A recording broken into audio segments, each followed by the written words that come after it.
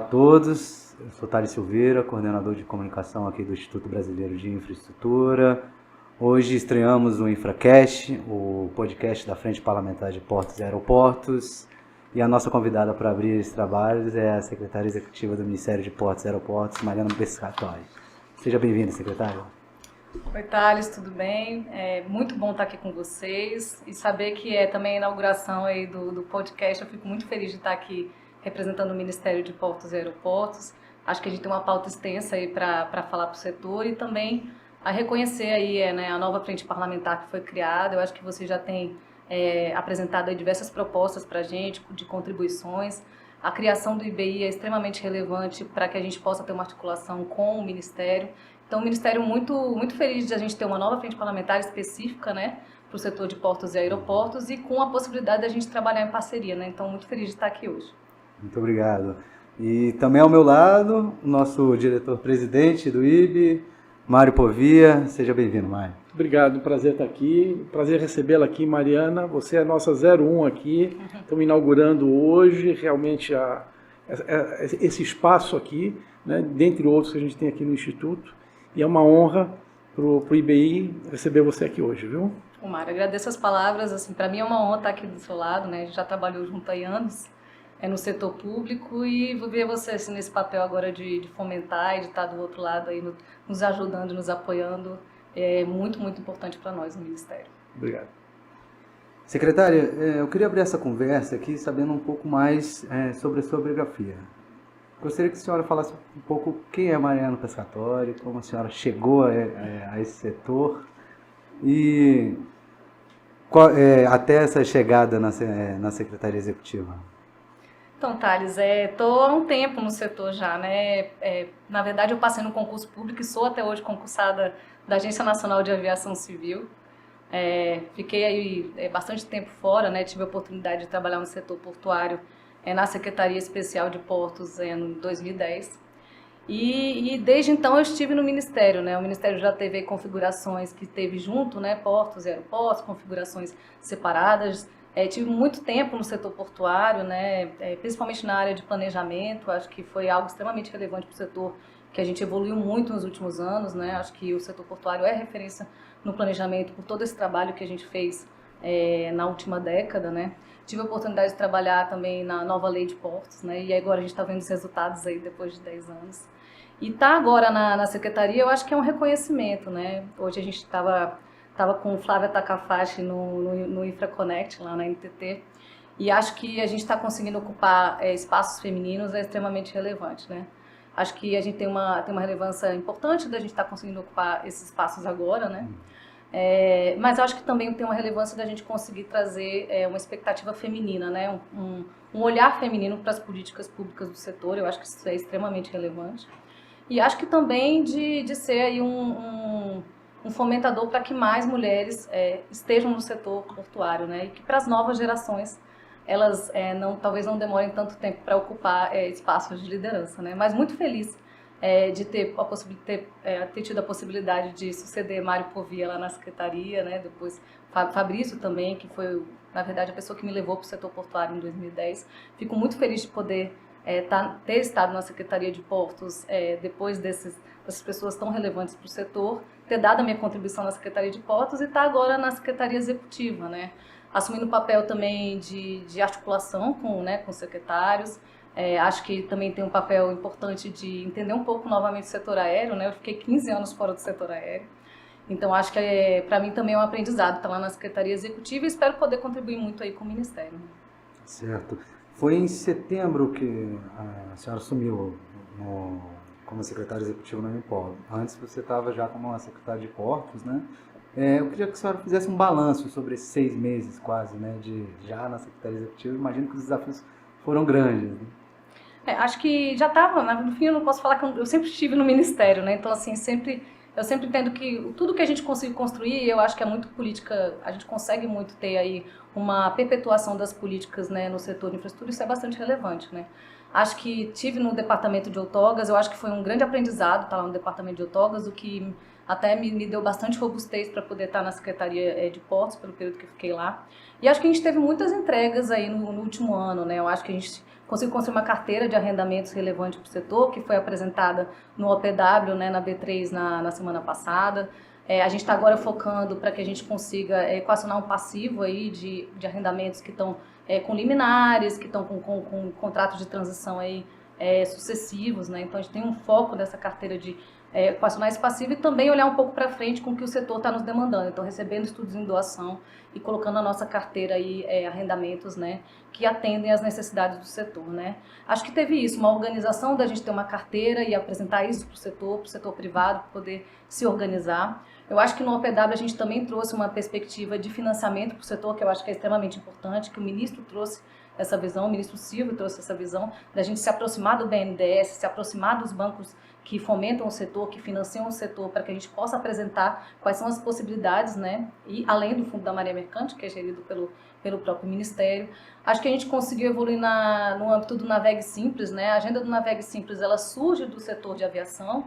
A gente teve o lançamento do Voe Simples ainda no governo anterior, em que eles tiveram todo um trabalho para equacionar e revisitar todo o normativo, né? Para que a gente pudesse desburocratizar todas as autorizações aí do setor aéreo. Isso aí foi extremamente importante para o setor e a gente trouxe essa iniciativa aí para o setor portuário, né? A expectativa é que a gente consiga fazer o lançamento oficial junto com o ministro aí ainda esse mês, mas a gente já tem evoluído muito com a ANTAC para que a gente possa aí já ter resultados, principalmente para os terminais de uso privado, ainda no primeiro semestre, passando no segundo semestre para a questão dos arrendamentos portuários, né?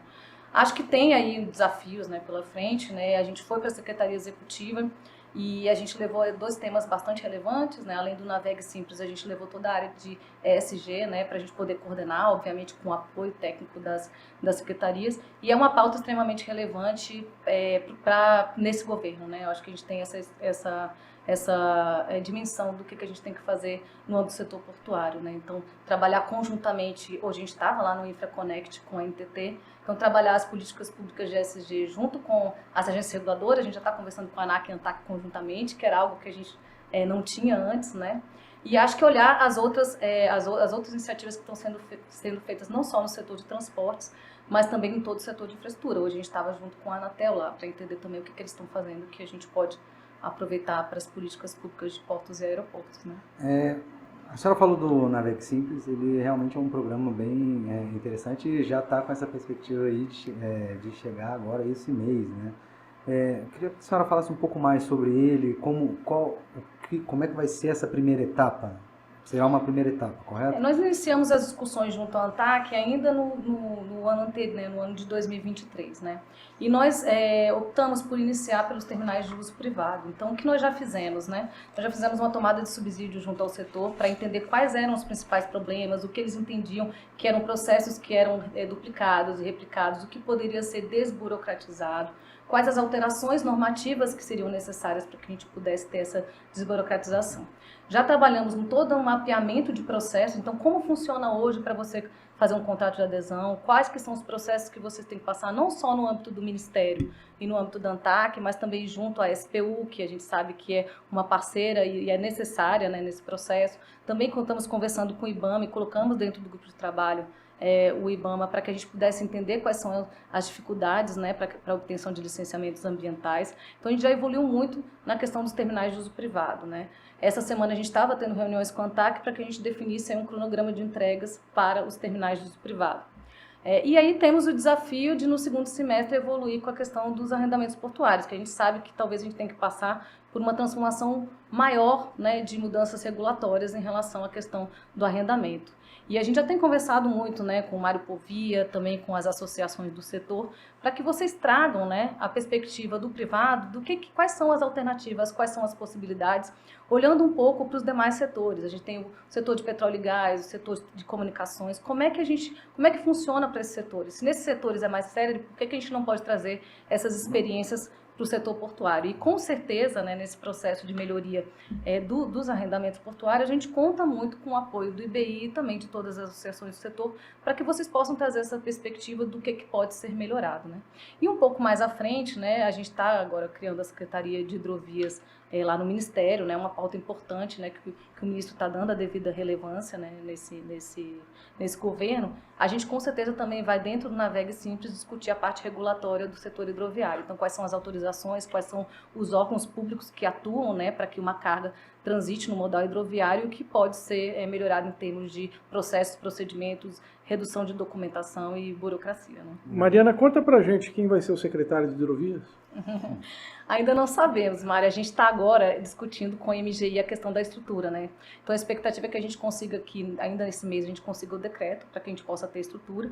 E não é só uma reestruturação no âmbito da criação da Secretaria de Hidrovias, que é extremamente relevante, né? Então vai ter a criação da Secretaria de Hidrovias, a expectativa é que o departamento hoje, que é o Departamento de Hidrovias, ele passe, né, a compor essa secretaria, né, com 2 diretorias, mas a gente também fez toda uma reestruturação do próprio Ministério.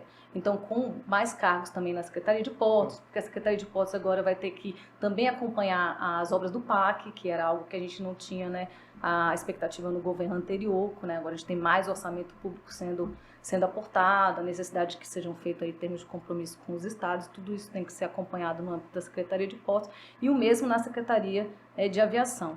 E a própria Secretaria Executiva, né, com essas competências que a gente trouxe e também com a expectativa da gente ter uma independência maior em relação ao Ministério do Transportes, né, a gente estava atuando em conjunto com o Ministério do Transportes, principalmente nas questões orçamentárias, financeiras, a gente vai ter uma independência maior e vamos ter aí a criação de uma parte orçamentária, toda a parte de sustentabilidade e equipes específicas para a gente possa tocar o Navegue Simples e o túnel lá na Secretaria Executiva. Então, acho que vai ser uma reestruturação do Ministério para que ele fique mais robusto e possa tocar toda a pauta relevante para o setor, né? Claro, e o Navegue Simples, quando a gente teve uma conversa preliminar, falava-se num decreto para dar o início ao processo. Ainda aguarda-se esse decreto ou já há uma outra estratégia? Não, a ideia é que a gente tenha efetivamente o decreto, né? A gente já está encaminhando para a Casa Civil, no sistema, para que a gente possa ter a autorização de todos os órgãos que vão compor esse decreto, já temos o ok de todos os órgãos que vão compor. E aí é importante que a gente institucionalize o programa, né? A gente tem ali a criação de um grupo de trabalho, que a gente tem atribuições bem claras e que tem a participação da Casa Civil para poder intermediar os interesses dos diversos ministérios e órgãos envolvidos. E falando em decreto, me lembrei da BR do Mar. Parece que tem um decreto pendente aí ou não? Ainda vem da gestão anterior, né, Mário? Estava conversando com o Dino exatamente sobre o decreto do BR do Mar. Eles conseguiram falar com o ministro, para repassar todos os pontos ali do decreto, né? A gente sabe que tem pontos que são sensíveis, né? E a expectativa é que a gente consiga seguir adiante com o decreto aí no próximo mês. Tá, e só mais uma questão, assim, o ministro Silvio, ao assumir, né, ele vem na base de um partido político, né? A gente imaginou que ele viesse com a equipe dele e, de repente, ele traz você, né, ou convida você para a Secretaria Executiva, né? O que foi muito bacana, acho que ele ganhou a gente aí, né, quando coloca você nessa posição e abre o diálogo, né? Ele realmente é uma pessoa do diálogo, né? E você percebe isso claramente, né? Você fala, olha, vai fazer, mas antes de tomar a decisão, chama o mercado, ouve, né? E fala um pouco disso pra gente. Eu acho que ele tá, não só a minha pessoa, né? Eu acho que ele manteve a equipe técnica, o que eu acho que é extremamente relevante, né? Alex já está há muito tempo no setor, já teve comandando a Codeba, estava no setor privado, conhece muito o setor, tem muito a agregar, porque vem com essa visão também do setor privado, né? Ele manteve as equipes técnicas que estão nas diretorias, né? E trouxe pessoas da ANTAC, que são pessoas conhecedoras do setor. E outro dia eu estava na ANAC e falo da relevância das agências reguladoras nessa continuidade de equipes técnicas, né? Então, as agências reguladoras, como elas têm essa continuidade, têm uma equipe técnica, quadro próprio, elas doam muito para o Ministério. Então, geralmente, a gente tem muitas pessoas das agências reguladoras trabalhando no Ministério. E hoje a gente continua com essa equipe técnica, tanto na Secretaria de Aviação Civil, também na Secretaria de Portos. Juliano era presidente da ANAC, continua como secretário. Então, assim, eu vejo o ministro vendo uma equipe técnica muito capaz e a possibilidade de continuar entregando, né? Você tem ali uma equipe técnica muito capaz, com programas muito bem estabelecidos. Então, acho que o ministro Silvio olhou para isso, olhou uma equipe muito capaz, muito presente para poder entregar. Engajada, né? Engajada, e eu acho que eu fico muito feliz de ver isso acontecendo, né? E o ministro Silvio realmente realmente é um cara de muito diálogo, né? Eu acho que a gente tem tido ali, no dia a dia, a gente percebe isso muito, né? Ele está sempre querendo conversar com o setor, ouvir o setor, ter opiniões para poder seguir adiante. E isso é extremamente relevante aí para a continuidade das nossas políticas, né? Não só de entrega, mas também de cobranças, né? A gente tem a questão também da própria hidrovia, né? Que é uma pauta que o ministro abraçou, de fazer a primeira hidrovia aqui no país, né? Vocês já tiveram a aprovação do PJ hidroviário junto à ANTAQ, e já temos aí umas perspectivas, um plano ousado, são 4 hidrovias até 2025, se eu não me engano. Madeira, Lagoa Mirim, Paraguai, Paraná e... Nossa, agora me pegou pela cabeça. São essas 4, a primeira é o Madeira. Que pé está essas discussões? O que a gente pode esperar aí para essa hidrovia que é tão importante para o país? Acho que foi bastante relevante. Acho que a gente teve a oportunidade no evento da B3 na semana passada, no OPW, de ter o Eduardo Neri, que é o presidente da ANTAQ e que é o poder concedente do modal hidroviário, falando um pouco do que a gente tem feito em termos de concessões. Mas é importante falar que esse processo ele é feito a muitas mãos, né? O Ministério tem um grupo de trabalho em que o DNHI, o nosso Departamento de Hidrovias, participa ativamente na construção dessas modelagens, dessas concessões, junto com a Infrescia, que tem sido o nosso parceiro, né? Então a gente tem aí a gente sabe que é extremamente desafiador tocar essas 4 concessões nos próximos anos, mas a gente entende a relevância da gente tocar adiante esses projetos, né? Eu acho que no governo anterior a gente teve um enfoque muito grande na cabotagem, para que a gente pudesse ter alteração legal, enfim, para que a gente pudesse efetivamente fomentar a cabotagem. A gente já vê novas empresas, né, surgindo de navegação, que é extremamente relevante para o setor, ampliando a concorrência. Então já vê os resultados positivos aí da nova política. E eu acho que o nosso grande desafio desses próximos anos é a gente tocar a pauta aí de hidrovias, né? Então, nesse sentido, o ministro Silvio já está dando a diretriz de criação de uma secretaria para um olhar específico para o setor hidroviário. E a pauta de concessões, né, a gente tem tocado junto com a agência e a gente tem a expectativa de que a gente já consiga colocar aí no próximo ano. Eu acho que Madeira está mais evoluída, né, o Nery comentou lá na B3, mas a gente tem tocado também Lagoa Mirim. Lagoa Mirim teve uma decisão desse governo da gente tocar primeiro uma obra pública de dragagem, que a gente deve estar aí lançando o edital dia 27, agora de março, pelo DENIT, né? Então, primeiro vai ser feita uma dragagem, mas em paralelo a gente está fazendo a modelagem da Lagoa Mirim com a Infrescia. Além disso, a gente recebeu aí da ATP, o Almirante Murilo já há muito tempo falava da importância da gente fazer o estudo da Barra Norte. Então, a gente já recebeu os estudos da Barra Norte e também devemos levar adiante uma concessão para que a gente possa aí ter as melhorias que são necessárias ali na Barra Norte, para que a gente não tenha ali limitações de navegação que foram significativas aí no Arco Norte aí, esse ano, e a gente também deve levar adiante a Paraguai e Paraná.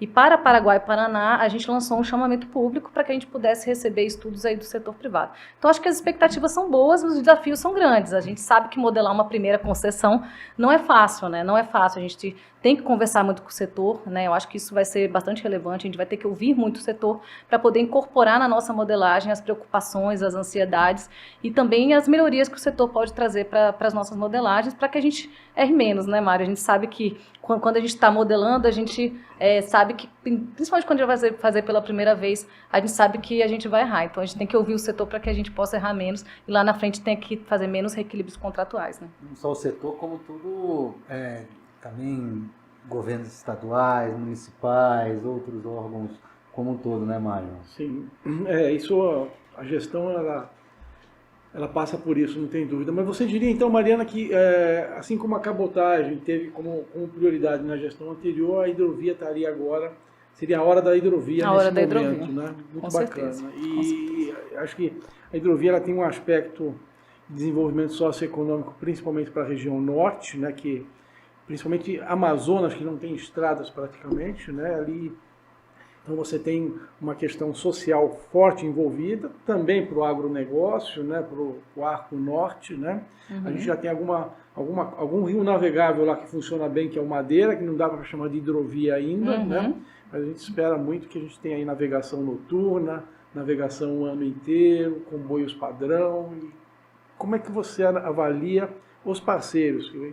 Vamos ter que ter a Marinha como parceiro, os governos estaduais, as secretarias de segurança, ali também tem muita questão de roubo de segurança, carga. exatamente. Né? A própria questão de comunicação, talvez tenha que ter aí alguns mecanismos, né? Tem ali uma região onde às vezes você tem ali zonas que não pegam bem ali satélite, a questão toda, então esse desafio da comunicação, isso também perpassa, né, vamos dizer, transversalmente a outros ministérios, né? É um desafio grande. Você acha que dá para azeitar esse diálogo? Com certeza, né? Falando da hidrovia do Madeira, a hidrovia que a gente está mais evoluída em termos de estudo, né? E a ideia é que a gente incorpore esses aspectos sociais, de segurança que você comentou, Mário. A gente tem e teve, né, na desestatização da Eletrobras, um recurso que foi destinado exclusivamente parte para o Madeira e parte para o Tocantins. Então a gente já tá avaliando o que a gente pode incorporar dentro das nossas modelagens em termos de equipamentos para a Polícia Federal, que atua ali na região, né, para a Marinha e para os governos estaduais para atuarem nessa questão da segurança. Então a gente tem que efetivamente dotar esses órgãos de capacidade para que eles possam efetivamente realizar ali a segurança pública e principalmente com a implementação de tecnologias, né? Você falou aí de questões de satélite. Hoje a gente estava lá no evento da InfraConnect e a Anatel falou que também no 5G a gente teve aí a incorporação de questões sociais, inclusive eles estão lançando fibras para poder ter conectividade na região norte, e não só para atendimento, e obviamente vai ser importante para nós, relevante para nós, para que a gente possa aí ter a conectividade na hidrovia, mas para atendimento das populações locais. Então também estamos avaliando a possibilidade de inclusão dos IP4 dentro dessa concessão hidroviária. Então, avaliando diversos cenários e verificando o que efetivamente pode ser incorporado aí dentro das concessões. E, com certeza, um pouquinho mais à frente, no momento oportuno, a gente vai estar apresentando isso aí para o setor privado, para que vocês possam aí, nos colocar aí contribuições. Mas ainda no âmbito dos rios, o Mário falou da BR do Mar, queria saber um pouco aí sobre o programa BR dos Rios, que é um programa também que visa melhorar a regulamentação do setor. Como é que esse programa, vocês estão pensando nesse programa e para quando que a gente pode esperar que ele efetivamente saia? Então, a equipe já vem trabalhando há algum tempo, né, no BR dos Rios. Mário acompanhou isso quando estava como secretário, né? A gente tem aí 3 grandes linhas, eu acho. A gente tem a linha de governança, a expectativa é que a gente crie, ao modo do que a gente tem a Conaporto, a gente cria a Conahidro, para que a gente tenha ali um fórum para que a gente possa discutir as questões específicas, né, do setor hidroviário, com os órgãos que atuam efetivamente ali nas hidrovias, né? Acho que a gente tem uma parte de regulação, né? Então, até para que a gente faça a movimentação de cargas na hidrovia, a gente precisa de autorizações e documentações que são emitidas por diversos órgãos públicos. Então, ter esse olhar, já foi feito um mapeamento de tudo que tem de documentação, mas a gente precisa ter um olhar, e a gente pode fazer isso dentro do âmbito do Navegue Simples, do que pode ser aprimorado em termos de fluxos, procedimentos, né, e autorizações que são necessárias, inclusive para a movimentação de cargas, né? Eu acho que a gente tem que ter um olhar para isso, para que a gente efetivamente fomente a hidrovia, né? E acho que a gente tem uma terceira linha que a gente já falou bastante aqui, que é a questão das concessões hidroviárias, né? Então, acho que vão ser os 3 principais eixos do BR dos Rios, mas com certeza a gente vai ter um secretário aí de hidrovias que vai chegar e que vai ter esse olhar específico e que vai fazer aí o lançamento do programa, né, com todas as suas vertentes, né? Perfeito. Nós vamos ter agora um lançamento do guia de assédio, de combate ao assédio no setor aquaviário. A senhora falou aí no começo bastante sobre a importância das mulheres estarem ganhando esse espaço, principalmente nas questões de diretorias, né, presidências, secretarias, nesse setor. A senhora também, junto com a Flávia Tacafache, diretora da ANTAC, encabeçou essas questões de combate, né? Queria que a senhora falasse um pouco sobre esse guia e também se ainda precisamos de mais. Então, a questão do guia de assédio, né? Quando a gente fala de assédio, a gente não está falando só de assédio contra as mulheres, a gente está falando de assédio no setor como um todo. E é extremamente relevante que a gente tenha um guia específico que trate as questões do setor portuário, né? Então, a gente fez um workshop esse mês para que a gente entendesse, né, o que as empresas do setor privado já têm nesse sentido, que algumas delas já têm normatizações, já têm atuado muito nesse sentido, o que é extremamente relevante para que a gente pudesse trazer essas boas práticas para um guia que oriente o setor como um todo e para que a gente fomente para que outras empresas também implementem os seus guias, né? Eu acho que o guia é uma iniciativa dentro de uma política de ESG que a gente está querendo implementar e tem discutido junto com a ANTAC e junto com a ANAC, né? Acho que na parte ambiental a gente tem muita coisa já sendo feita, mas efetivamente a gente não tem uma política, uma diretriz do setor do que deve ser feito, como deve ser feito. Então a gente tem trabalhado muito junto às agências reguladoras para que a gente defina método, né? O setor é privado, a gente já concedeu os nossos principais aeroportos. O setor portuário ele é operado por empresas privadas. Então a gente tem que dar a diretriz para o setor. O que o setor precisa fazer em termos de descarbonização? Então tem que fazer aí seus inventários de descarbonização, como isso deve ser feito, em que prazo isso deve ser feito, quais são as metas de descarbonização que a gente vai fazer para o setor. E não só metas e obrigações, né? A gente tem diversas linhas de fomento que a gente pode utilizar. A gente tem o Prêmio Portos Mais Brasil, que veio do Prêmio Aeroportos Mais Brasil, então boas iniciativas aí de um setor que são levadas para outros, né? A gente tem selos que a gente pode também dar para as empresas que tenham boas práticas e a gente tem aí os nossos instrumentos de financiamento. Então, o Fundo da Marinha Mercante e FINAC, a gente pode definir aí políticas que estão sendo definidas nesse momento de priorização para que a gente possa aí fomentar o setor com as nossas linhas de financiamento, que são linhas de financiamento atrativas para o setor. Então, utilizar as nossas linhas de fomento para essa área. Quando a gente fala do aspecto social, eu acho que a gente efetivamente tem muito a evoluir. E aí a gente está falando aí de mais diversidade, mais equidade no setor, e a gente não pode falar que a gente não tem que colocar isso realmente na nossa política. A gente tem que fomentar o setor a ter mais mulheres no setor, a ter mais negros no setor, a incluir pessoas com PCD. A gente tem que incluir também as pessoas LGBTQIA+, no setor, e a gente sabe que isso é extremamente difícil. Mas a gente sabe o quanto que é importante isso. Hoje a gente estava discutindo lá no InfraConnect, né, a participação das mulheres do setor. A Flávia, né, junto com a UISTA, né, a ANTAC, junto com a UISTA, fez uma pesquisa no ano de 2023. A gente só tem 17% de mulheres no setor.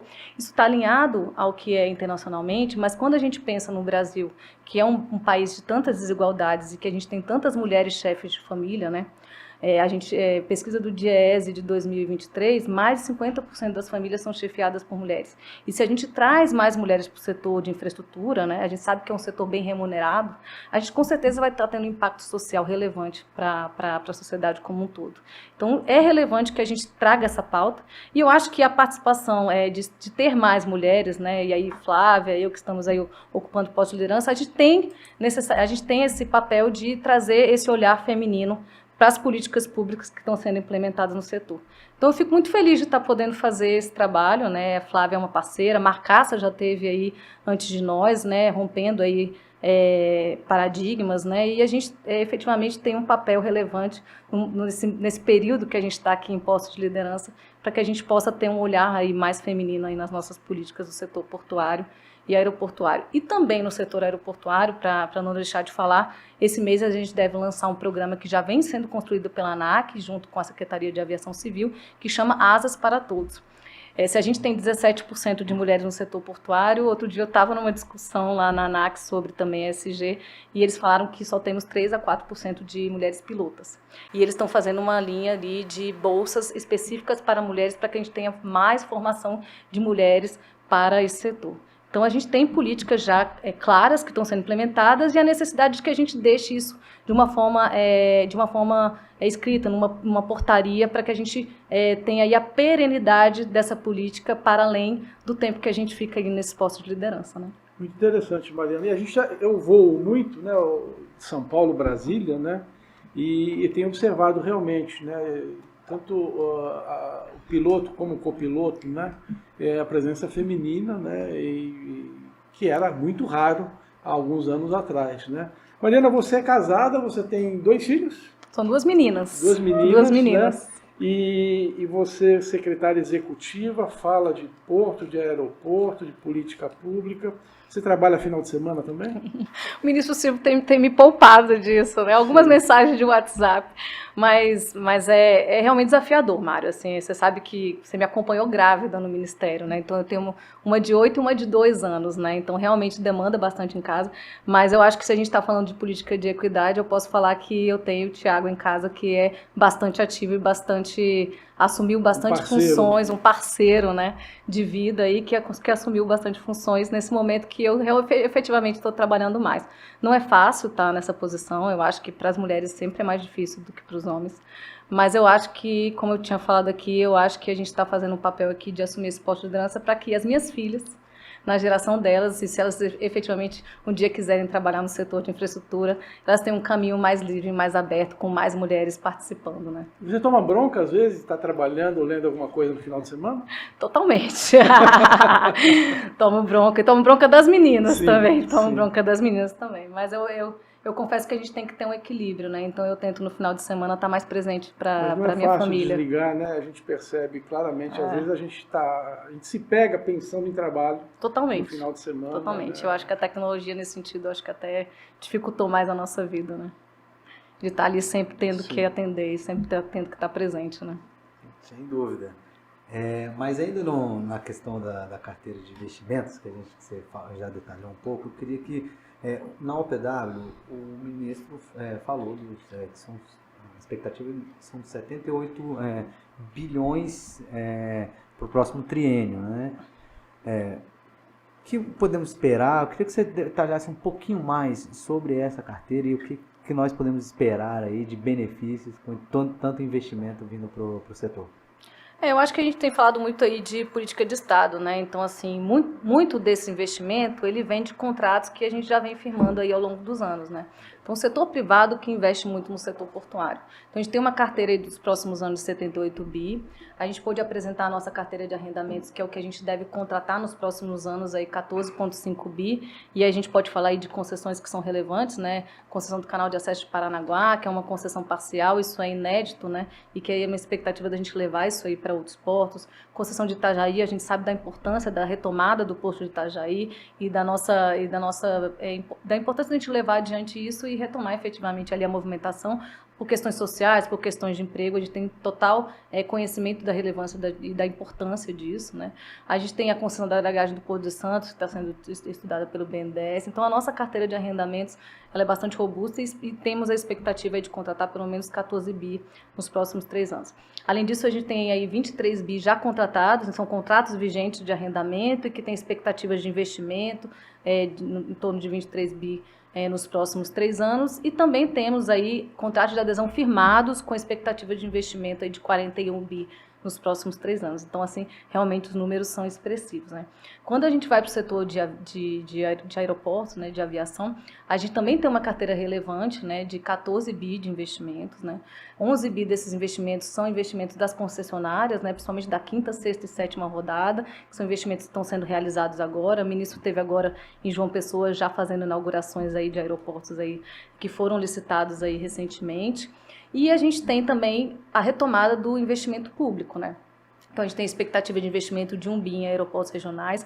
É extremamente relevante que a gente faça investimentos em aeroportos regionais para que a gente tenha uma conectividade maior, para que as empresas aéreas possam acessar regiões mais remotas do país com voos regulares, né? E a gente também está atuando junto ao TCU, na CSEX Consenso, com uma nova ideia, que é a ideia da gente trazer para dentro dos primeiros contratos de aeroportos que foram feitos, das primeiras rodadas, que a gente fez as concessões de aeroportos individuais. Então, fizemos Guarulhos, fizemos Brasília, Confins, Galeão, e a gente está discutindo a repactuação desses contratos. E na repactuação desses contratos, a gente está querendo colocar aí aeroportos regionais. Então, já na primeira discussão que a gente encaminhou para o TCU em Guarulhos, a gente colocou aí 28 aeroportos regionais para serem estudados. A gente está nesse momento tendo reuniões semanais com o TCU para discutir aí a avaliação e toda a parte econômica em relação a esses aeroportos, que são aeroportos que têm VPL negativo, né? Então não teria o interesse da gente colocar aí para uma licitação, para que a gente possa incorporar nessas concessões e aí efetivamente discutir questões de outorga e mais prazo para essas concessões aeroportuárias que foram feitas lá atrás. A Corte de Contas recebeu bem essa proposta? Então, a gente nas primeiras reuniões, né, e eu acho que o ministro tem conversado muito com o Bruno Dantas, né, a gente teve uma boa receptividade dessa proposta. E eu acho que para o país é relevante, né? Se a gente puder, a expectativa é que a gente consiga colocar pelo menos 80 aeroportos regionais dentro dessas concessões, né? E é extremamente relevante para o país, né? Você sabe, Mário, você já esteve lá, né? Mesmo que a gente tenha recursos para fazer obras públicas, o quanto que é difícil a gente conseguir fazer investimentos, né? No último ano a gente teve um orçamento aí de 200 milhões para fazer investimentos em aeroportos regionais, mas imagina o que a gente vai conseguir impactar, o que a gente vai conseguir fazer de investimento nesses aeroportos regionais no curto prazo. Então tem uma perspectiva social muito relevante aí colocada na mesa, então tem realmente uma boa receptividade tanto da direção, né, do TCU, também das áreas técnicas, mas a gente tem discutido aí os pormenores, né? Você já teve nessas discussões, a gente tem que discutir quais são os caminhos que são possíveis, né? Esclarece para a gente, esses 80 aeroportos hoje, eles estão com estados e municípios, estão com infraero, como é que está essa Então, gestão a maior hoje? parte deles hoje está com estados e municípios. A gente tem convênio de delegação com estados e municípios, e a ideia é que a gente repasse esses aeroportos para que seja feito investimento de CAPEX e OPEX no período aí dessas concessões aí, para que efetivamente a gente tenha investimento sendo realizado. A gente viu como os aeroportos mudaram, né, o nível de serviço com as concessões que foram realizadas, né? Então, a gente levar isso para o interior do país é extremamente relevante e a gente efetivamente não é por questões até orçamentárias, hoje a gente tem orçamento público, efetivamente a gente dificuldade de a gente tocar adiante isso como obra pública, né? Mariana, os ministérios já não fazem concurso público há algum tempo, né? E o desenho que foi feito já há alguns anos, né? E parece que o Estado brasileiro estava configurado assim, é que nos ministérios se fazia planejamento e política pública, você lançava a mão de empresas públicas ou autarquias, né, para fazer obras e gestão, né, e você tinha ali uma agência reguladora que fazia a fiscalização e editava normas para o setor. Já no caso portuário, né, e você participou da discussão pré-medida provisória 595, né, já houve ali alguma distorção, se trouxe a Brasília, né, algumas competências que eram das autoridades portuárias, alguma coisa que estava na ANTAC também passou para o Ministério para dar uma fluidez, fazer um arranjo diferente, né, e com o passar do tempo a gente percebe que as coisas estão voltando quer dizer, volta para a agência reguladora, né, a questão normativa, né, mesmo a questão de outorga, né, que a ANTAC perdeu ali a condição de poder concedente, mas ela conduz o processo de outorga quase que in totum, né? Uhum. E eu pergunto a descentralização para as autoridades portuárias, isso já vem sendo feito paulatinamente, né? Você acha que essa é uma tendência e o Ministério passa efetivamente a se debruçar, e você é uma pessoa que trabalhou com planejamento a vida inteira, né? O Ministério passa a efetivamente exercer essa vocação de planejamento e política pública, porque a outorga, a gente sabe, você trabalhou na área de outorga, toma muito tempo do Ministério, né? E hoje você tem uma agência que é parceira, as agências, aliás, são parceiras, você tem uma Infra-SA que dá um suporte legal, as autoridades portuárias, a própria Infraero, né? Muito alinhado com o Ministério, né? Você acha que começa a ter esse rearranjo de volta? Como é que você vê isso?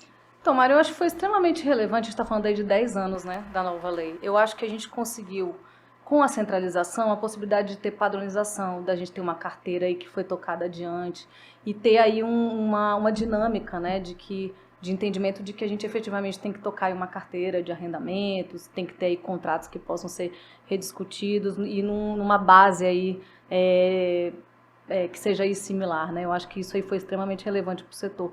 Mas, efetivamente, eu acho que as autoridades portuárias, elas estão com uma equipe muito mais capaz na ponta, né? E a gente tem visto aí da delegação que foi feita de Paranaguá, eu acho que a gente deve ter pelo menos 4 ou 5 anos já fizemos renovação da descentralização para Paranaguá, e a gente vê que os resultados são positivos, né? Quem está na ponta tem muito mais capacidade de entendimento, de articulação e de discussão com a comunidade portuária para entender os melhores caminhos, né? Então, acho que a gente ganhou muito nos 10 anos de conseguir padronizar, de entender, de levar para a agência reguladora esse papel aí de conduzir os procedimentos licitatórios, de fazer todas as análises dos estudos de viabilidade, né? Quando a gente está falando aí de reequilíbrios contratuais. Então, a gente ganhou uma maturidade. Eu acho que a gente ganhou uma maturidade aqui no âmbito do governo federal, da agência reguladora, mas também ganhamos maturidade na ponta. E eu acho que é muito uma expectativa de cada uma, né? De cada uma das autoridades portuárias, né? Então, a gente tem que ter a demanda da autoridade portuária para receber essa competência. E essa competência não é fácil de receber, né, Mário? A gente que está lá conduzindo aí os processos de outorga, né, a gente sabe o quanto que é custoso e quanto que demanda de equipe para poder conduzir novas licitações e também para poder fazer a gestão contratual, né? Então, a gente já fez a Paranaguá, já fizemos São Francisco do Sul e temos aí Santos, recentemente. Suape fizemos no final do ano passado, temos o pleito de Imbituba também sendo analisado. Então, depende muito também da capacidade, né, dessas empresas de recepcionar essas novas atribuições. Então, elas têm se dotar de capacidade, de equipe técnica, de corpo técnico, para poder receber. Mas, com certeza, uma vez descentralizando, eles estando na ponta, eles têm capacidade para poder tocar isso de uma forma mais próxima, né, às necessidades ali da comunidade portuária, né? A gente acaba ficando longe aqui em Brasília, né? Mas ainda voltando à questão de concessão de canal de acesso, isso foi uma necessidade do setor que já vem acontecendo há um bom tempo. O que a gente pode esperar de efetivo com essa concessão? Se eu não me engano, a gente vai ter uma audiência pública agora da ANTAC de Paranaguá para ter do primeiro canal de acesso. E a partir daí já tem um cronograma estabelecido de melhorias de canais de acesso e quais ganhos que a gente pode ter? Então, a gente tem discutido nesse governo, né, a questão das concessões parciais, né? Então, para cada porto a gente vai ter uma necessidade distinta, né? Especificamente para Paranaguá, a discussão que a gente teve lá foi a concessão do canal de acesso. E esse estudo foi realizado muito conjuntamente lá com o Porto, com a Infresa, que tem uma equipe extremamente capaz e que já trabalhou muito na área de dragagem, né? Fernando Correia trabalhou na área de dragagem, e que pode trazer todas essas novidades e possibilidades para dentro do contrato, né? Acho que é extremamente relevante, e novamente a gente está falando da primeira concessão que a gente vai fazer de canal de acesso, que o setor privado participe ativamente agora dessas discussões, né? Porque a gente pode aprimorar os nossos instrumentos, as nossas modelagens, os nossos contratos e editais a partir aí dos inputs do setor privado, né? E depois de Paranaguá, a gente já está estudando Santos, que eu tinha comentado, junto ao BNDES. Na nossa carteira também tem Rio Grande, que está começando a ser estudado aí pela Infresa. E a gente também tem evoluído, né, na concessão parcial da Codeba, né? Então, a gente tem estudado quais são as possibilidades de concessão de serviços, né, da autoridade portuária, né, desde a gente fazer a concessão somente do canal de acesso, ou a gente, inclusive, incorporar a concessão do acesso terrestre ao porto, que é bastante relevante lá, e da gente também tratar de questões patrimoniais, tratar da questão de ilhéus também. Então, acho que a gente, para cada porto, vai ter uma solução diferente. E com certeza a Codeba também vai estar aí daqui a pouco para que vocês possam contribuir e entender um pouco do que a gente está pensando ali em termos de concessão parcial para a autoridade portuária.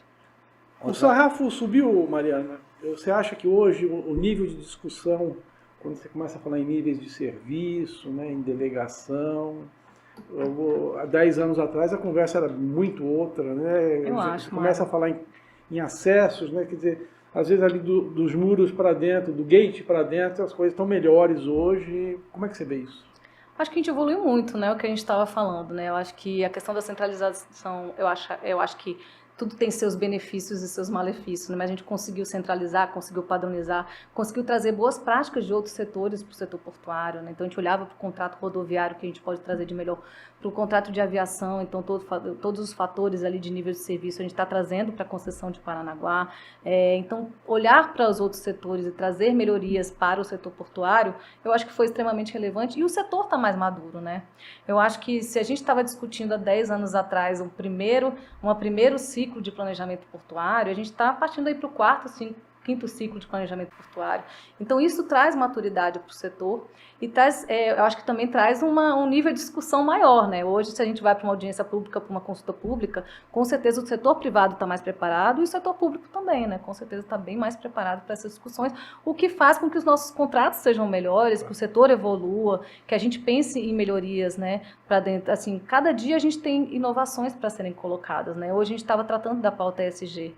Como é que a gente vai tratar dessa pauta ESG dentro dos nossos contratos, né? A gente acaba que hoje não tem cláusulas contratuais que tragam exigências nesse âmbito, né? E a gente também não pode errar a mão. Eu acho que se a gente errar a mão, a gente tem que ter um olhar muito individualizado, né? Para a gente entender que cláusulas contratuais a gente vai botar, que linhas de incentivo a gente vai botar, para que a gente não erre a mão. Mas todo dia a gente vai ter novos desafios aí, com certeza, no setor, para que a gente incorpore aí dentro dos nossos contratos, né? Sem dúvida, vamos ter muitos desafios. E eu acho que um dos principais deles é a construção do túnel Santos-Guarujá. Que esse aí eu acho que será a grande marca tanto do Ministério quanto do próprio PAC do governo, né? Teremos também uma audiência pública já marcada aí para o dia 13, se não me engano. Como é que são as expectativas com isso? Como é que o ministro está tratando isso? O nosso presidente da frente, o deputado Paulo Alexandre Barbosa, encabeça também muito essa questão, mas queria que a senhora falasse um pouco mais sobre como que a gente pode esperar aí agora nos próximos capítulos. Eu acho que o túnel é extremamente relevante para o governo, né? Eu acho que é a maior obra do PAC, né, em termos de investimento. E eu acho que a gente conseguiu chegar numa conformação, que com certeza o Paulo participou dessa conformação, para que a gente conseguisse atuar conjuntamente com o governo do Estado de São Paulo, né? Então, firmamos recentemente um acordo de cooperação técnica em que a gente tem a participação do governo federal, a participação do governo estadual, a participação das agências reguladoras, a participação da Casa Civil também, que é extremamente relevante nesse processo, com a Secretaria de Articulação de Monitoramento, com o PPI, né? E a gente deve estar lançando amanhã, né, a consulta pública dos estudos da modelagem do túnel, né? Acho que a gente não vai ter somente uma consulta pública, né, nesse caso, né? A gente tem a modelagem dos estudos da PPP, que a gente vai levar adiante, que é o que a gente vai estar colocando amanhã em consulta pública e deve fazer audiências ainda no mês de abril. A gente deve ter uma audiência em Santos, uma audiência no Guarujá e uma audiência na autoridade portuária, para que a gente possa discutir o estudo, a modelagem do estudo do túnel. A gente também vai ter que ter, como a gente vai ter aportes, né, 50% de aportes do governo federal e 50% de aportes do governo estadual, a gente vai ter que pensar numa modelagem de como é que esses aportes vão ser realizados. Então, a gente tem conversado muito com o PPI para entender outras modelagens que foram feitas de parcerias público-privadas anteriores, para que a gente possa trazer uma modelagem específica para os aportes que serão feitos, né, nessa concessão, e não serão só aportes de 5,3 bi, né, que é a expectativa que a gente tem. A gente também vai ter contrapartidas ao longo dos 30 anos de concessão a serem feitas pelo governo estadual, né, porque a gente tem ali a limitação do valor, né, do pedágio que vai ser cobrado, que é o valor da balsa hoje cobrado, né? Então é uma questão bastante social ali envolvida, né? Além disso, a gente tem toda a questão ambiental, né? A gente já teve um licenciamento ambiental que foi feito no projeto da DESA. A ideia é que o licenciamento ambiental continue sendo conduzido pela CETESB. Eles estão aproveitando já esse licenciamento ambiental que foi feito anteriormente e a gente está evoluindo em novos estudos aí para que a gente possa apresentar, e a gente teria, com certeza vamos ter audiências públicas para discutir a modelagem dos aportes, e com certeza também vamos ter aí consultas e audiências públicas para a questão do licenciamento ambiental. Então é desafiador, porque quando a gente envolve aí governo federal, governo estadual, a gente está envolvendo o TCU, a gente está envolvendo o TCE, a gente está envolvendo vários órgãos, né? Hoje a gente teve uma primeira conversa com o TCU para apresentar a modelagem para eles, mas a gente entende que isso é uma construção conjunta. E é extremamente relevante ali para a Baixada. Eu acho que é uma discussão que leva anos, né, mais de 100 anos, da necessidade de implementação do túnel. Eu acho que a gente está cada vez mais próximo disso, né? A gente tem um estudo robusto agora que pode ser levado adiante, a gente tem a conformação de interesses, né, tanto do governo estadual quanto do governo federal de levar adiante a obra com aportes, né? Então acho que a gente está muito próximo de levar adiante aí essa parceria público-privada, que com certeza vai ser relevante não somente para termos de mobilidade, né, da região, mas também relevante para o porto, né? Eu acho que a gente tem ganhos relevantes de relação porto-cidade, a gente tem ganhos relevantes porque a gente não vai ter mais a travessia de balsa, então a gente não vai ter que parar a operação do porto. A gente tem aí, o Porto de Santos fez um estudo robusto, né, em termos de CO2 que vai deixar de ser emitido. A gente tem 78 mil pessoas, né, que passam ali na balsa todo dia, então tem um aspecto social bastante relevante. Então acho que os ganhos do empreendimento, eles são notórios, né? E cabe a nós aqui do setor público levar adiante esse projeto, que com certeza vai ser muito importante para a sociedade.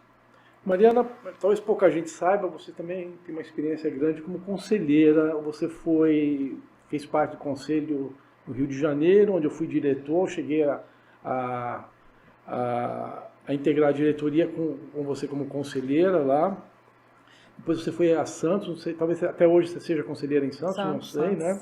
E a minha pergunta é, com tanta passagem pelo setor em diversas posições, você já sentiu aquele gostinho de falar, poxa, está materializado ali, tem a minha mão ali, eu trabalhei nisso, eu ajudei nisso, já...